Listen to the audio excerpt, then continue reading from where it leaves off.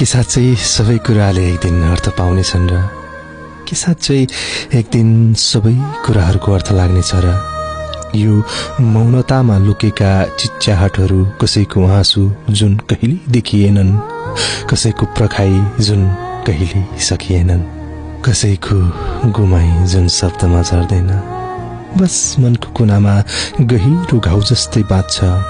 के त्यो दिन आउनेछ जहाँ पीडाहरूले कुनै अर्थ पाउनेछ, जहाँ किनहरूको उत्तर भेटिनेछ र किन म भन्ने प्रश्न मौन हुनेछ? कि त्यो बिहान आउनेछ र जहाँ अधुरो रहरको कथा पूरा लेखिनेछ? तर कतै यस्तो त होइन जसरी हिउँ पग्लिन्छ र बग्छ नदीमा, सबै पीडा पनि बिना अर्थ नै हराइदिनेछन् र हामी बस सम्झनाको छायामा अझै उत्तर खोजिरहनेछौँ। के साँच्चै सबै कुराले एक दिन अर्थ पाउनेछ र